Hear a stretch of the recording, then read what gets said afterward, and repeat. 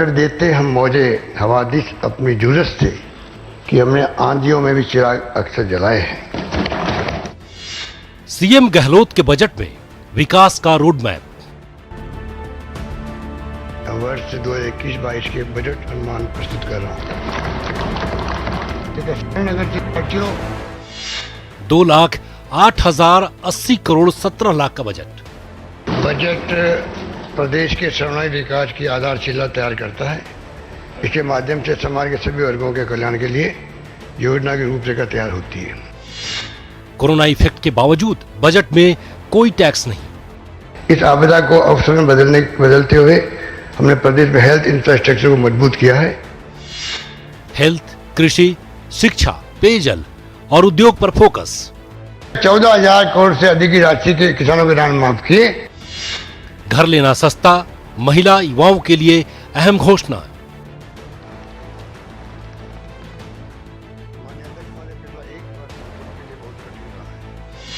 किसानों के लिए अगले साल से अलग बजट। माननीय अध्यक्ष महोदय, मैं आगामी वर्ष से कृषि बजट अलग से प्रस्तुत करने की घोषणा करता हूं। सरकार की सौगात। नमस्कार, बहुत स्वागत है आपका। प्राइम डिबेट देख रहे हैं आप, आपके साथ में जेपी शर्मा। 2021-22 का बजट बनाना ना राज्य सरकार के लिए छोटी चुनौती रहा होगा, ना केंद्र सरकार के लिए। कोरोना अभी समाप्त नहीं हुआ है और कोरोना ने जो अर्थव्यवस्था को चौपट किया है उसका असर खत्म होने में तो पता नहीं अभी कितना वक्त लगेगा। तो इन हालात में आज राज्य का बजट पेश किया गया। वित्त मंत्रालय भी संभाल रहे मुख्यमंत्री अशोक गहलोत ने सदन में अपने तीसरे कार्यकाल का तीसरा बजट पेश किया। बजट की खास बातें आपने अभी देखी। सबसे महत्वपूर्ण ये देखा जाना है कि चूंकि किसान अभी आंदोलन की राह पर हैं, तो खेती किसानी को क्या मिला, युवाओं को रोजगार के लिहाज से क्या उम्मीदें बंधी और कोरोना से टूटे व्यापार उद्योग जगत को किस तरह की राहत मिली। सरकार की ओर से दावा किया गया है कि जितनी उम्मीद की जा सकती थी और जितना व्यावहारिक रूप से संभव था उससे कहीं ज़्यादा ही इस बजट में दिया गया है। तो विपक्ष ने इसे सिरे से खारिज करते हुए निराशा जताई है और तमाम तरह के सवाल खड़े किए हैं। अगले 1 घंटे पक्ष और विपक्ष दोनों हमारे साथ होंगे और साथ ही अलग अलग तबकों के प्रतिनिधि और अर्थशास्त्र की जानकारी रखने वाले विशेषज्ञ भी हमारे साथ होंगे, जिनसे हम बजट के तमाम पहलुओं को समझने की कोशिश करेंगे। तो चलिए हम शुरू करते हैं आज की प्राइम डिबेट और समझने की कोशिश करते हैं बजट 2021-22 को।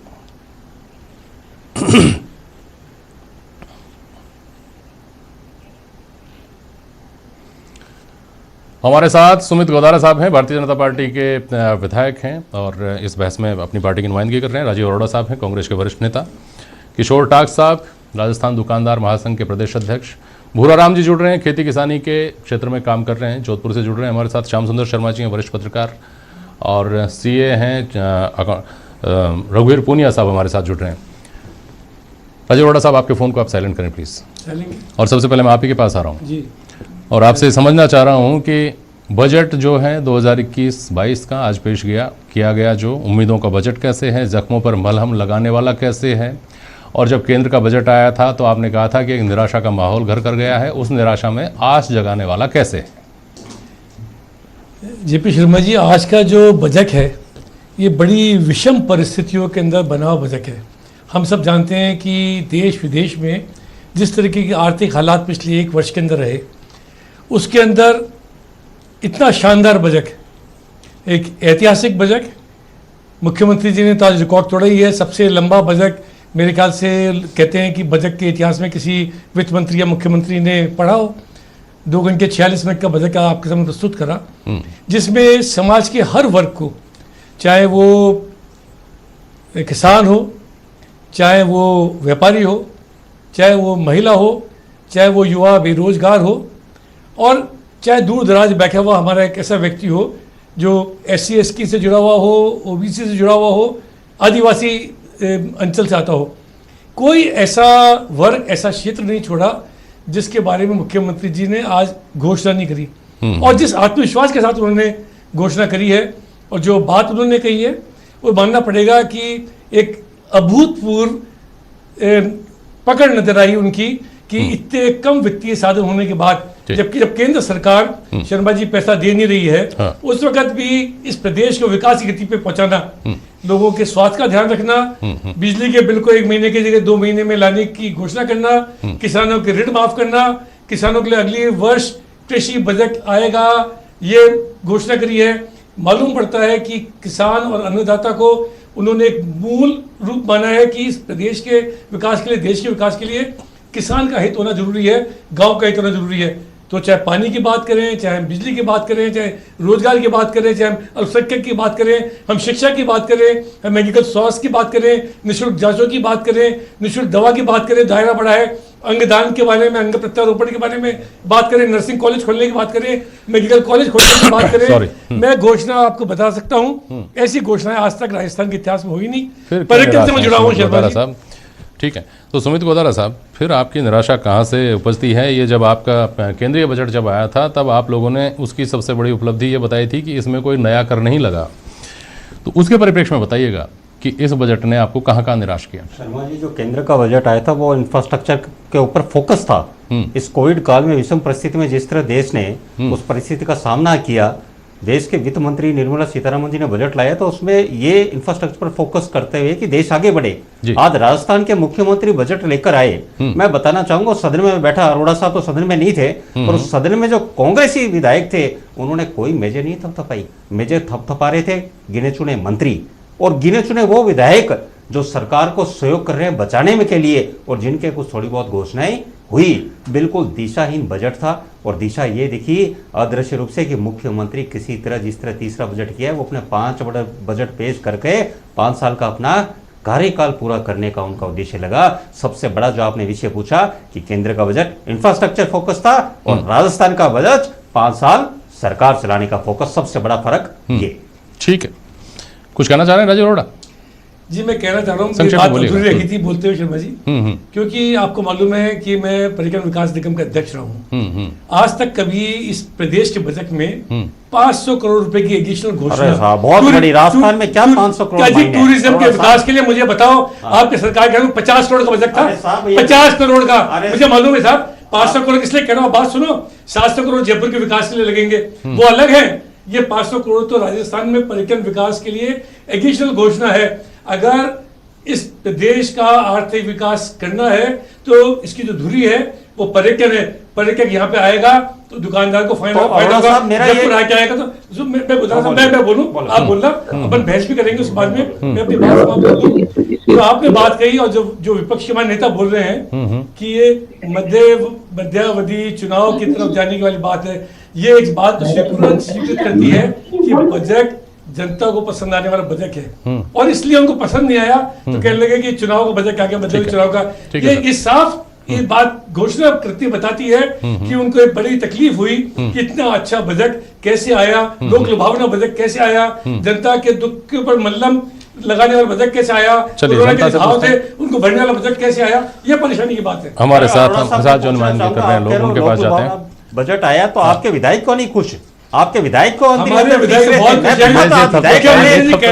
शिकन थी उसके था कि ये बजट हमारे पैदाइश कैसे हो सकती है, किसी ने मेज थपथपाई कि नहीं थपथपाई? 5-5 करोड़ रुपए आप अरोड़ा साहब मेज थपथपाई नहीं थपथपाई, आपको कहना पड़ रहा है, आप तालियां बजा रहे हैं नहीं बजा रहे हैं? आपकी तारीफ कर रहे हैं, नहीं थपथपा रही है, हाल था बताओ, उनको कहना पड़ रहा है। पहली बार ऐसा है मुख्यमंत्री जी ने, और आप ये कह रहे हो लंबा बजट तभी देश होता है जब कॉलेज खोला है, बातें करते क्या था। चलिए अलग सेक्शन से जो लोग हमारे साथ हैं उनसे बात करते हैं। किशोर टाक साहब, राजीव अरोड़ा जी कह रहे हैं कि इस तरह की बारीक जो चीजें हैं उन पर काम किया गया। जैसे उन्होंने कहा कि पर्यटन को अगर पंख लगते हैं, पर्यटन को अगर बूस्ट किया जाता है तो स्वाभाविक रूप से पूरा जो दुकानदार जगत है, पूरा जो व्यापार जगत है, उसके ऊपर फर्क पड़ता है। आपको आपके चेहरे पे मुस्कान लाती है ये बात किशोर टाक? बिल्कुल नहीं साहब, हमारे दुकानदारों के लिए तो मैं आपको यही कहूंगा कि दिल के अरमा आंसुओं में बह गए, हम वफा करके भी तनहा रह गए। ये राजीव जी हमेशा हमारे ऐसा क्या बात है? सरकार ने कुछ भी नहीं दिया, अच्छा, किसी को नहीं दिया, दुकानदारों को तो खास तौर से नहीं दिया।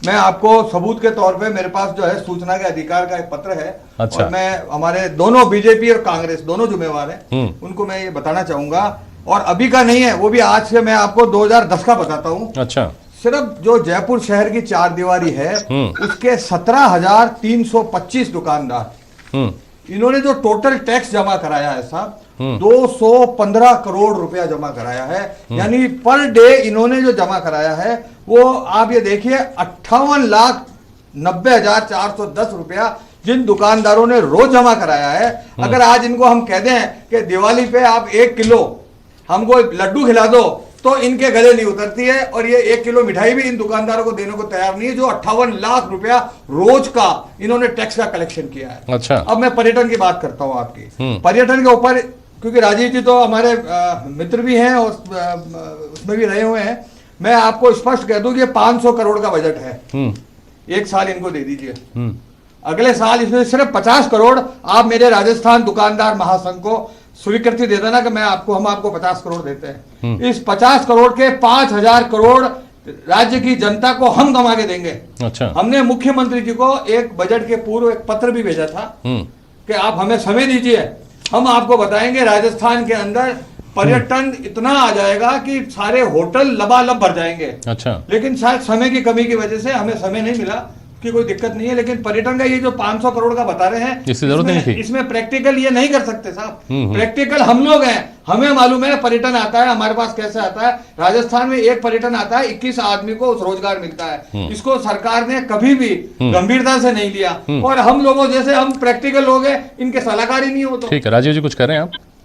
नहीं, मैं तो कह रहा हूँ कि 15 लाख रुपए आने वाले थे सबके बैंक खातों में, घोषणा करी गई थी पहले सरकार आने से पहले। नहीं, अब मैं तो एक बात बोल रहा हूँ, ये बात में समझ में नहीं आई कि आप सब क्या कहना चाहते हैं। हम इनके पास हर बार दिवाली पे मिठाई का डिब्बा भिजवाएं तो उससे कैसे मेरे कहने का मतलब ये है कि इन्होंने हमारे साथ कभी अभिभावकों वाला व्यवहार किसी सरकार ने नहीं किया। बीजेपी कांग्रेस ने इतना हम रोज कमा के दे रहे हैं, आज सीसीटीवी हमने नहीं लगाए तो हमारे जितने दुकानदार हैं उनको भी मुकदमे कर किशोर जी, हमारे को पार्किंग फ्री नहीं है। 50 रुपया रोज का, 50 रुपया रोज का पार्किंग का एक दुकानदार देता है अपने गाड़ी के। साहब ये कोई तरीका है हम लोगों के लिए? किशोर जी, आप इतना हमारे साथ अन्याय कर रहे हो।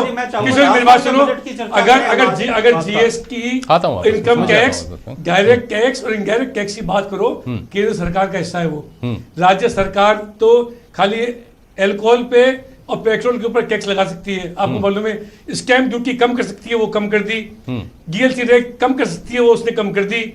दुकानदारों को हित में क्या हो, मेट्रो राजस्थान के अंदर आए। मेरी बात तो सुनो, 10 साल बर्बाद कर दिया आपने बाजार को। बात तो सुनो थे, मेट्रो लाने के बर्बाद हो गया भाई साहब। हमारी बात तो सुनो कि अगर राजस्थान की सरकार आपके साथ खड़ी हुई है, तभी प्रतिवर्ष जब आप बिजली की बात करते हो, मैं भी एमआईरो व्यापार मंडल का संरक्षक हूं पिछले 10-20-25 साल से, इसीलिए कह रहा हूं कि कितनी बार चाहे बीजेपी सरकार हो, राजस्थान की सरकार हो, कांग्रेस की, हमने जाके मांग करी है। और बिजली के ऊपर जब आप दिवाली की बात कर रहे हो, उसके लिए छूट दी गई है। आधे पैसे ले लिए, आपको फ्री में करना चाहिए। वो अब मैं बुरा नाम चौधरी के पास आता हूं। सरकार को चाहिए बिजली तो देवे। इस बार दिवाली किशोर साहब, एक मिनट आप समय करेंगे, तार निकालेंगे। सरकार को चाहिए लाइट लगानी है तो लगानी, तो आप सुनिए, जो आप टैक्स सुनिए किशोर जी, राजीव जी, वो अपनी अगली बार इनकी भी राय लीजिएगा भाई, अगली बार इनकी भी राय लीजिएगा। भूराराम जी, अब सुनिए एक मिनट, भूराराम चौधरी जी, आज लाखों रुपए दुकान का किराया हम दे रहे हैं, भूराराम चौधरी जी, माल हम लेके आ रहे हैं, एसी हम लगा रहे हैं। सर अब दूसरे माल को तैयार करते हैं, दूसरे लोगों की पीड़ाई भी सामने आने दीजिए। सुनिए राजस्थान के बजट से मेहनत हम करते हैं, कोई लेन देन नहीं है किशोर जी। दुकानदारों को अगर अब बजट के ऊपर बात करने दीजिए। एक मिनट भूराराम चौधरी, एक मिनट किशोर जी, एक मिनट भूराराम चौधरी जी, किसानों पर सुनिए, अगले साल से राजीव जी प्लीज, किशोर जी सुनिए, भूराराम चौधरी जी, हमको खड़ा करना, अगले साल से कृषि का अलग से बजट आएगा, अगले साल से कृषि का अलग से बजट आएगा। ये सरकार का की कृतज्ञता किसानों के प्रति बता सकती है, ये बता सकती है कि ये सरकार का सर्वोच्च कंसर्न है। लेकिन क्या ज़मीनी स्तर पर इससे कोई बदलाव आता है? आज का जो बजट था उसमें खेती किसानी को जो चीज़ें दी गई वो किसान की ज़मीनी हालत में कितना फ़र्क लाने वाली दिखती हैं? भूराराम जी,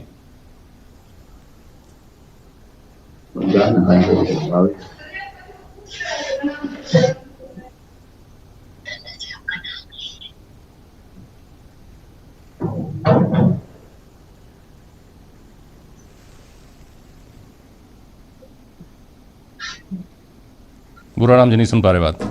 बुराराम जी तक जब संपर्क हो तब हम उनके पास दोबारा वापस जाएंगे।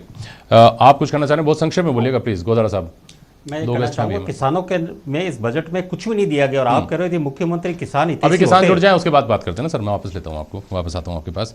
पुनिया साहब, रघुवीर पुनिया, आपको सुनाई दे रही मेरी आवाज़? रघुवीर पुनिया बोलिए।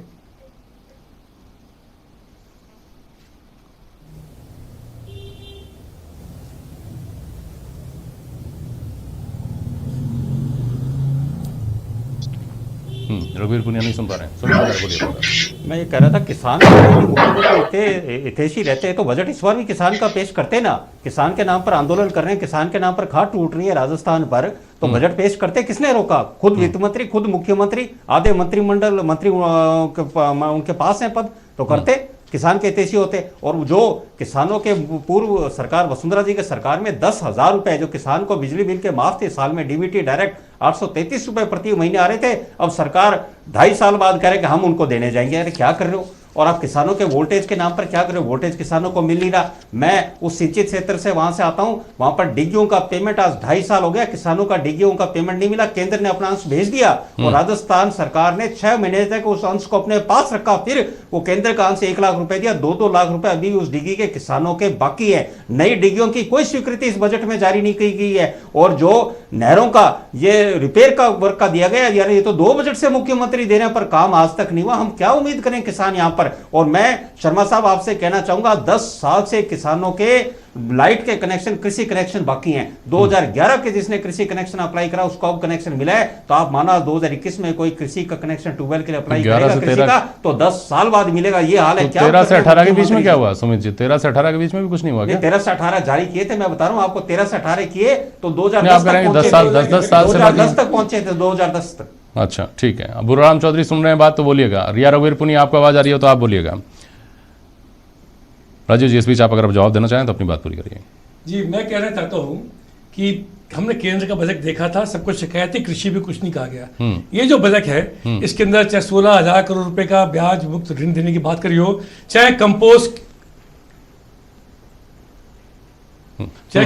खाद देने की बात करी हो, चाहे फर्टिलाइजर के बारे में बात करी हो, चाहे स्प्रिंकलर्स के बारे में बात करी हो, चाहे सोलर पंप लगाने की बात करी हो, ये एक ऐसा बजट है जिसमें किसान से जुड़ी हुई सारी बातें, तो उनके ऋण की, उनकी ट्रेनिंग की, उनकी फर्टिलाइजर की, उनकी कंपोस्ट की, ऐसी कोई चीज नहीं छोड़ी जिससे कृषक को, कृषि को फायदा पहुंचे, राजस्थान के ग्रामीण परिवेश को फायदा पहुंचे। इसके बारे में उन्होंने बात करी है पूरे बजट के अंदर। अगर उसके बाद भी अगर खाली हमारा एम ही ये हो कि हमको सरकार का विरोध करना है, अशोक गहलोत जी ने जो कहा है उसका विरोध करना है तो आप विरोध करते रहो, लेकिन प्रदेश का किसान, प्रदेश का जो जनता है वो अच्छी तरह समझती है कि यहाँ पे नीति और नियत पे फर्क नहीं है।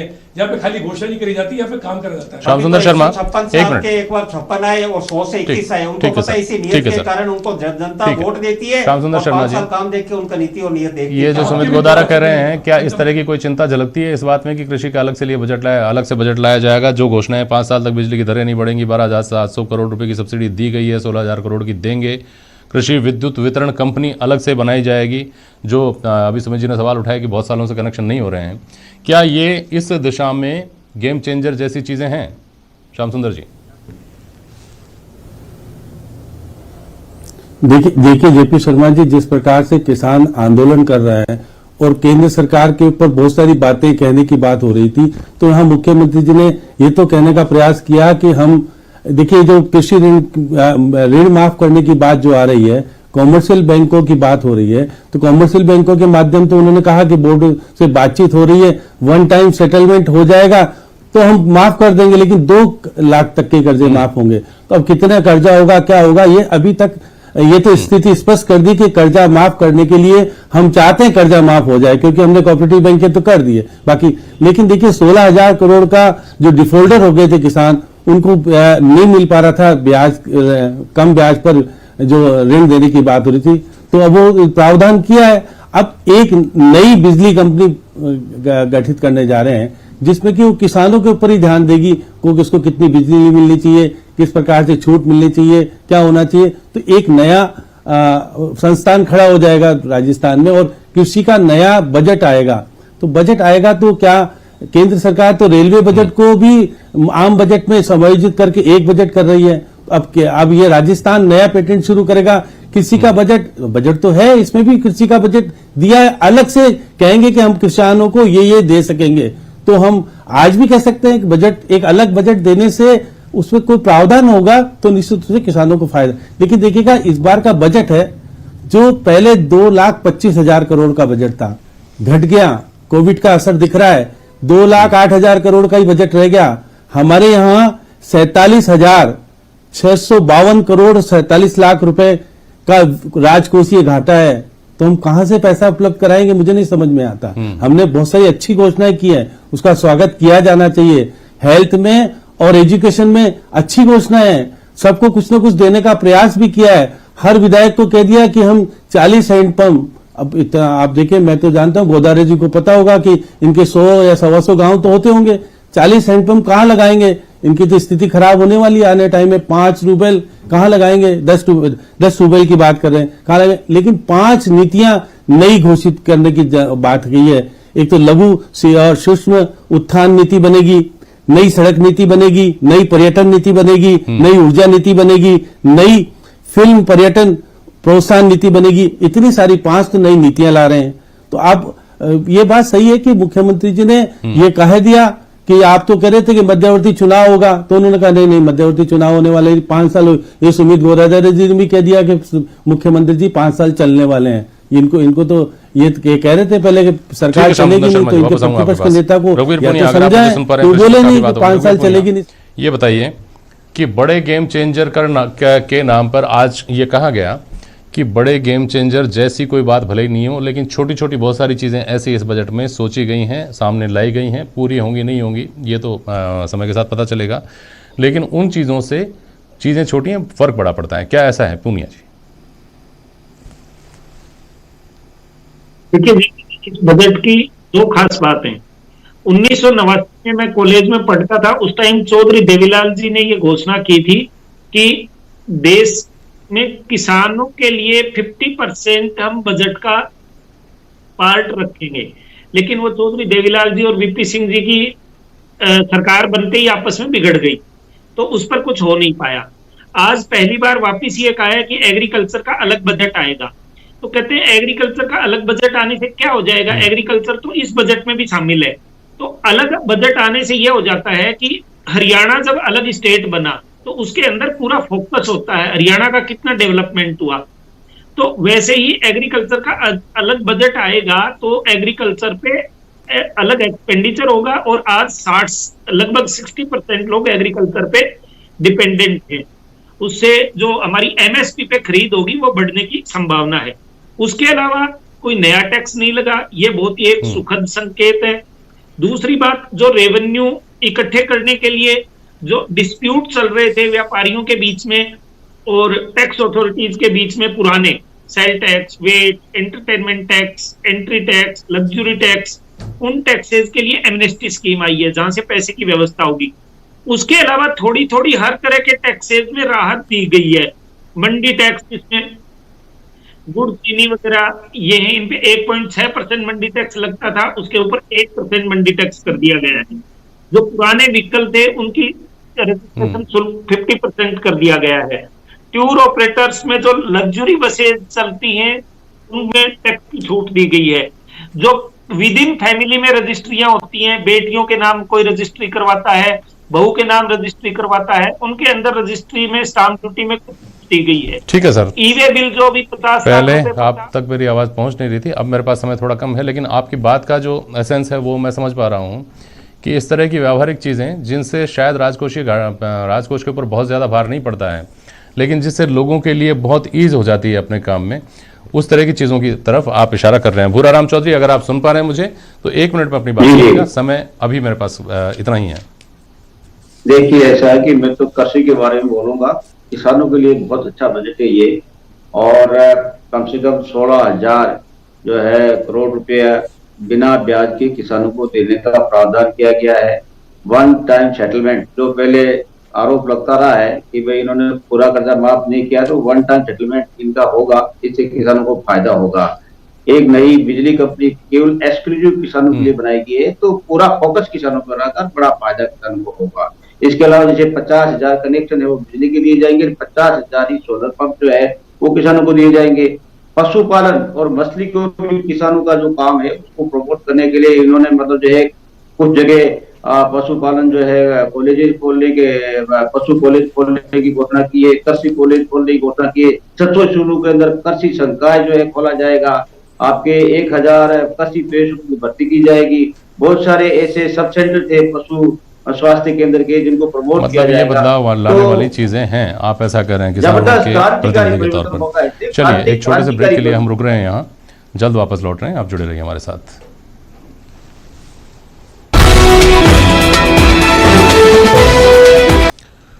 ब्रेक के बाद एक बार फिर से आपका स्वागत है। हमारे साथ मेहमान जुड़े हुए हैं और बात कर रहे हैं हम आज आए बजट के अलग अलग पहलुओं की। हमारे साथ अब तकनीकी कर्मचारी संघ के प्रदेश अध्यक्ष कुलदीप यादव साहब जुड़ गए हैं, टी.आर. भंडारी साहब उद्योगपति और डॉक्टर राजेश कोठारी अर्थशास्त्री हमारे साथ जुड़ गए हैं, श्याम सुंदर शर्मा, राजीव अरोड़ा और सुमित गोदारा जी पहले से हमारे साथ हैं। बहुत स्वागत है एक बार हमारे नए मेहमानों का। नए जो रोजगार के अवसरों की बात हुई, वो पहले से काम कर रहे कर्मचारियों को कितनी राहत देती है? ये जो भविष्य के कर्मचारी जुड़ेंगे आपके साथ कुलदीप यादव साहब, जिनमें करीब करीब 50,000 अगले 2 वर्षों में भर्तियां की जाएंगी ये कहा गया। कुल मिलाकर जो कर्मचारी हैं उनको किस तरह की उम्मीद बनाता है बजट? यादव साहब। जो बजट घोषणा है जेपी जी सर, 2013 से घोषणा वर्तमान सरकार थी। 2013 में हमारे ही विभाग में 1209 पदों की भर्ती निकाली गई। आज 2021 आ गया, 4 बार घोषणाएं हो चुकी, बजट घोषणाएं, आज तक वो भर्तियां नहीं हुई, न कोई इस तरीके का कोई मामला है। तो आपके विभाग में तो 3,838 भर्तियां फिर से निकाले जाने की घोषणा की गई हैं। आप क्या करना चाह रहे हैं कि पिछले साल 1400 की निकाली थी जेपी जी। मैं एक पॉइंट पे आ रहा हूँ। हाँ। 2013 में निकाली 1209, उसके बाद निकाली इन्होंने पिछले वर्ष 1400 की, अभी 3000। इसकी आज भर्ती तो करे नहीं। आज जनता दल के जो 6400 कर्मचारी है काम कर रहे हैं इसी जगह, मैं तो उनको कोर्ट में जाना पड़ता, आराम से समायोजित हो जाते। जो सरकार का पैसा आज भी दे रही है सरकार, उनको नियमित करने की बात है, कोर्ट से होंगे नियमित। रिस्पॉन्ड करना चाहेंगे राजीव जी?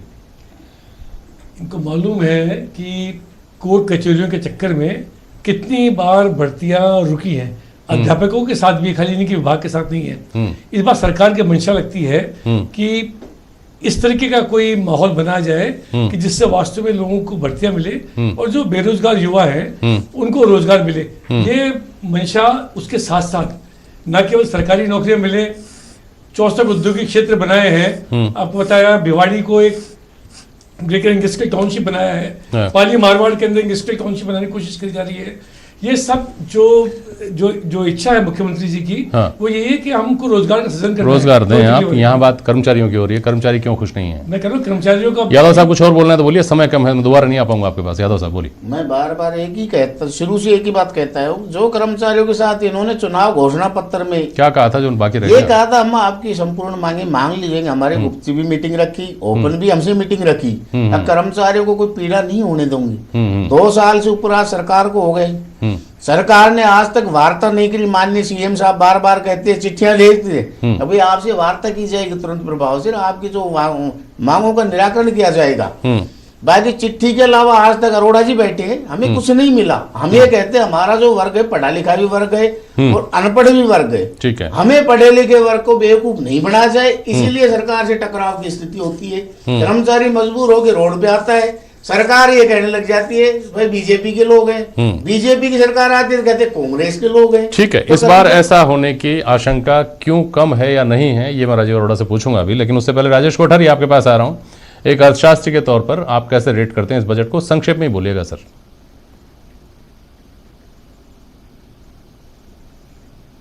कोठारी जी संपर्क अभी थोड़ी देर बाद होगा। उससे पहले भंडारी साहब आप सुन रहे हैं मुझे? टी.आर. भंडारी जी आप सुन रहे हैं मुझे? हेलो, जानी जी। भंडारी साहब, उद्योगों को, जगत को और उद्योग जगत के जरिए जो लोग अपनी रोजी रोटी चलाते हैं उनको कैसे ऑक्सीजन देता है ये बजट? सर देखिए, उद्योग जगत के लिए जो महत्वपूर्ण घोषणा हुई है वो एमनेस्टी स्कीम की हुई है। इससे उद्योग जगत को कुछ हद तक राहत मिलेगी। जैसे पेंडिंग सी फॉर्म्स हैं या पेंडिंग पुराने वेट के मैटर्स हैं या एंट्री टैक्स के मैटर हैं, लॉजिस्टिक चार्जेस वगैरह के, उनमें कुछ राहत इस बार सब्सटेंशियल राहत मिली है, इसमें कोई संशय नहीं है। दूसरी चीज, मारवाड़ इंडस्ट्रियल क्लस्टर की घोषणा की गई है। मारवाड़ इंडस्ट्रियल क्लस्टर को सक्सेसफुल बनाने के लिए ये आवश्यक है कि जो लोग वर्तमान में शहरी क्षेत्रों में उद्योग चला रहे हैं वे लोग ही वहां पर शिफ्ट हों, ताकि जो नया क्लस्टर आए वो तत्काल डेवलप हो। इसके लिए रिको की पॉलिसीज में चेंजेस करके और जो वर्तमान में जिनके पास जमीन है उसको प्रॉपरली मोनेटाइज करने की सुविधा देना अत्यंत आवश्यक रहेगा। ऐसा करने पर राजस्थान के इंडस्ट्री में न केवल जोधपुर और मारवाड़ में बल्कि पूरे राजस्थान में एक क्रांतिकारी परिवर्तन संभव हो सकेगा, जहां पर एग्जिस्टिंग इंडस्ट्री के लोग, इंडस्ट्रियलिस्ट या इकाइयां जो भी हैं, वो नए सिरे से नई तकनीक के साथ बड़ी स्केल पर अपना नई उत्पादन इकाइयां प्रारंभ कर सकेंगे। और जो एग्जिस्टिंग इकाई है, जो एक तरह की अर्बन प्रॉपर्टी ज्यादा रह गई और इंडस्ट्रियल यूनिट कम रह गया है, उसको मोनेटाइज कर पाएंगे। इसमें मेरा ये सुझाव रहेगा कि रिको के रूल्स का सरलीकरण कर दें और साथ ही नए औद्योगिक क्षेत्र लाएं। इसके अलावा कंस्ट्रक्शन सेक्टर को बढ़ावा देना बहुत आवश्यक है। सरकारी नौकरियों की जो बात की गई थी वो नौकरी के लिहाज से ऊंट के मुंह में जीरा है, वो कुछ प्रिविलेज लोगों को मिल सकती है। जनसाधारण के लिए तो अर्थव्यवस्था में जब तेजी आएगी, उद्योग धंधे लगेंगे, कंस्ट्रक्शन निर्माण का उद्योग पूरे जोर शोर से चालू होगा, तो ही उनको रोजगार की सुविधाएं मिल पाएगी। आधारभूत सुविधाओं का भी बहुत तेजी से विकास किया जाना अभी समीचीन है। इस बाबत में मैं ये सजेशन देना चाहूंगा माननीय मुख्यमंत्री को कि पश्चिमी राजस्थान के लिए गग्गर जोजरी लिंक कैनाल का वो विचार कर सकते हैं। इससे लुनी नदी 12 मासी नदी बन जाएगी और पूरे इलाके का कल्याण हो जाएगा। ये योजना पिछले कई दशकों से ठंडे बस्ते में पड़ी है। ठीक है। इसी प्रकार जोधपुर के कल्याण के लिए अगर जैसलमेर की जो रेलवे लाइन है, इस लाइन के बजाय एक लूप लाइन मथानिया से डांग्यावास होते हुए लुनी जंक्शन तक लगा दी जाए, तो एक तरफ तो कॉरिडोर के लिए एक व्यवस्था बन जाएगी जिसका पूरा उपयोग कर पाएंगे, और दूसरी तरफ पूरे जोधपुर को जो मुख्य सड़क है आर्टेरियल रोड, उसके पैरेलल एक रोड और उपलब्ध हो जाएगी। और अगर इस योजना को क्रियान्वयन किया जाए रेलवे मिनिस्ट्री के साथ मिलकर, तो कोई विशेष खर्चा गवर्नमेंट को नहीं लगेगा। ठीक है, ठीक है। जब जोधपुर के लिए घोषणाएं हो रही थी तो आज सदन में भी मेजें भी थपथपाई जा रही थी और दूसरी तरफ से भी आवाज़ें आ रही थी। मुझे इसलिए आपकी बात सुनकर थोड़ा मैं आपके पास आ रहा हूँ कुलदीप जी। जो कुछ चीज़ें इस तरह की गई हैं, जैसे अभी कोर्ट केसेस का हवाला दिया गया, कहा गया है कि घोषणा की गई है कि समान पात्रता परीक्षा चालू की जाएगी, जिसमें एक जैसी जो परीक्षाएं हैं उनको समयबद्ध और एकीकृत किए जाने की दृष्टि से एक जैसी पात्रता वाली विभिन्न प्रतियोगी परीक्षाएं ग्राम सेवक, पटवारी, मंत्रालय कर्मचारी इत्यादि एक ही परीक्षा के जरिए होगी, कॉमन परीक्षा होगी इन सब के लिए। इसके साथ ही जो परीक्षार्थी हैं उनके लिए आने जाने का उनका खर्चा फ्री किया गया है, रोडेज उनके लिए फ्री की गई है। ये सब जो पहल हैं ये असर डालने वाली नहीं लगती क्या कुलदीप यादव साहब? नहीं, ये चीजें जो लेके आए इस बार बहुत अच्छी चीजें हैं। बाकी इनमें मैं सीएम साहब से ये रिक्वेस्ट करूंगा, इस तरीके का कोई लकूना नहीं छोड़े कि भर्तियां पूरी की पूरी अटक के फिर कोर्ट में चली जाए। आज भर्ती नहीं होने के कारण जो विशेषज्ञ बैठे हैं भर्तियों के, वो उसमें एक गाइडलाइन इस तरीके के डाल देते, एक बिंदु इस तरीके का डाल देते, चरम पे जाके वो भर्ती कोर्ट में अटक जाती है। ठीक है, उसका सीधा सीधा खुलासा करे, भाई ये सिस्टम रहेगा, मापदंड ये रहेंगे, योग्यता सबको पता है क्या रहेगी, उस तरीके से भर्ती करे। मन भावना साफ हो तो भर्ती हो सकती है। अगर मन में खोट है तो भर्ती आज भी नहीं होगी, कल भी नहीं होगी। लगातार 4 सालों से भर्ती अटकी पड़ी है। कोर्ट में क्यों जाता आदमी, कोर्ट में क्यों मजबूर किया जाता है कोर्ट में? अब इसके अलावा एक तो ये समस्या हो सकती है, दूसरी केवल भर्तियों की बात नहीं, तमाम जो घोषणाएं बजट में होती हैं वो अंत तक आते आते किसी भी सरकार में, वो इसी सरकार के इसी बजट की बात नहीं है, किसी भी सरकार में आखिरकार आ जाता है मामला फंड का, पैसे का। वर्ष 2021-22 के बजट अनुमानों में राजकोषीय घाटा राशि रुपये 47,000 652 करोड़ 77 लाख अनुमानित है, जो सकल जीएसडीपी का 3.98% है। ये पूरे आंकड़े इसलिए सुना रहा हूँ कि सुमित गोदारा साहब, साथ में यह भी बताया गया है कि 2020-21 हेतु प्रदेश को प्राप्त होने वाली राशि में केंद्र द्वारा 14,000 करोड़ के करीब की कमी की गई है और आगामी वर्ष में 40,106 करोड़ रुपए मात्र का प्रावधान किया गया है। तो मेरा सवाल आप दोनों जो सज्जन हैं, राजीव अरोड़ा जी और सुमित गोदारा जी, ये हम जब एक साल बाद इस बजट के ऊपर बात कर रहे होंगे तो हमें कहीं ये आंकड़े तो आप दोनों को एक दूसरे को याद नहीं दिलाने पड़ेंगे। पहले सुमित गोदारा, फिर राजीव अरोड़ा। बोलिए सुमित गोदारा। शर्मा जी, बिल्कुल आपकी बात सही है। और दूसरी बात मैं ये कहूँगा कि आप ये देखो कि मुख्यमंत्री जी ने क्या घोषणाएं की और क्या विकास की उनकी सोच।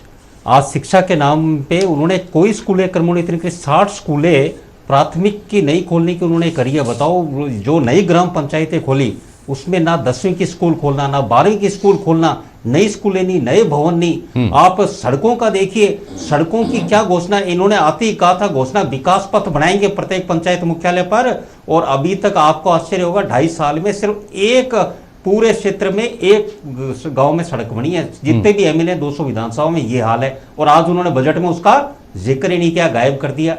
बजट में इन्होंने जिक्र क्या किया शर्मा जी, बजट में जिक्र किया प्रधानमंत्री ग्रामीण सड़क योजना का, जो 10 साल मनमोहन सिंह सरकार रही, उन्होंने कोई भी पीएमजीएसवाई सड़कों का उन्नयन के काम के लिए बजट नहीं दिया। और मोदी जी ने आते फर्स्ट फेज, सेकंड फेज और तृतीय फेज के लिए, जिसका जिक्र आज मुख्यमंत्री जी ने किया, सड़कों की कोई घोषणा नहीं। और आज वो कह रहे हैं कि साहब प्रत्येक विधायक को 5 करोड़ हम देंगे सड़कों के लिए, रिपेयरिंग के लिए। तो और हम नई सड़कें, 2.5 साल हो गए, नई सड़कें नहीं दी आपने। इससे आगे की बात बताइए ना। मैं कह रहा हूँ शर्मा जी, राजस्थान का विकास, सड़कें, स्कूल, पर्यटन इन्हीं के सारे होगा। ये धोती घोषणाएं जो मुख्यमंत्री कर रहे हैं उनके द्वारा नहीं होगा। कंक्लूजन की तरफ है ना सर। तो अब तो ये बताइए कि कल को ये आपके ऊपर आरोप नहीं लगा सके राजीव अरोड़ा कि साहब फंड नहीं दिया, जो जायज था वो ही नहीं दिया, कैसे करते?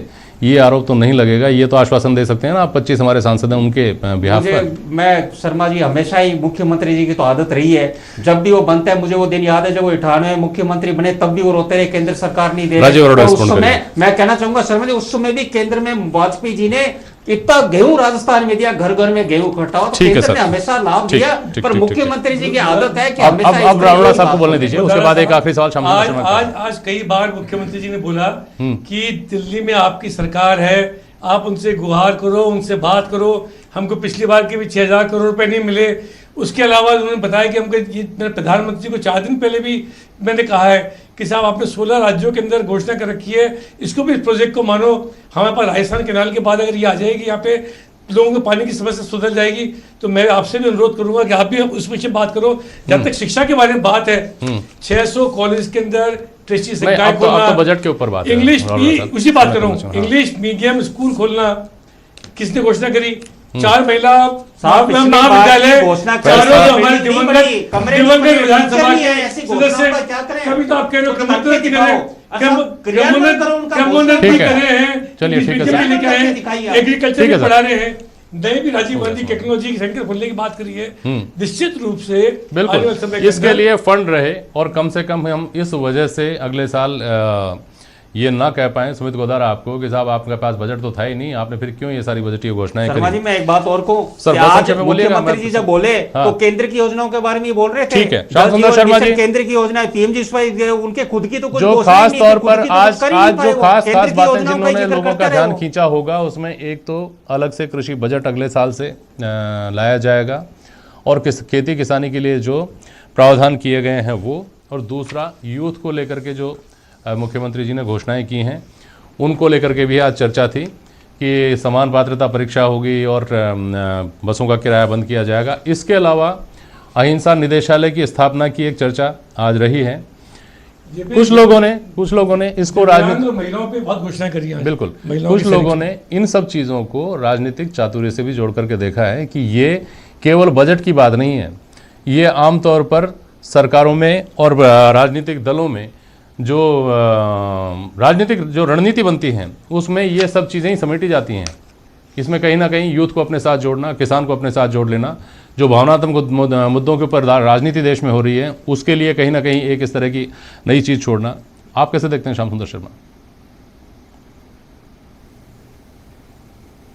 देखिए जेपी शर्मा जी, राहुल गांधी प्रदेश के दौरे पे आए थे और उन्होंने सभाएं की थी, तो उन्होंने कहा था कि मजदूर, किसान और छोटा व्यापारी 40% लोगों का जो रोजगार जाने की बात कर रहे थे, वो आज अशोक गहलोत के इस बजट में देखने को मिला। उन्होंने किसानों को भी दिया, युवाओं को भी दिया, छोटे व्यापारियों को भी दे दिया, आपके मजदूरों को भी दिया। ये सारी बात कुछ न कुछ देने का प्रयास तो किया, लेकिन मैं फिर वही बात कह रहा हूं, जब आपके पास देखिएगा, अब जब कह रहे हैं कि आपके पास राजस्व जो प्राप्तियां हैं 1,84,330 करोड़ रुपए की है, और खर्चा क्या कर रहे हो आप?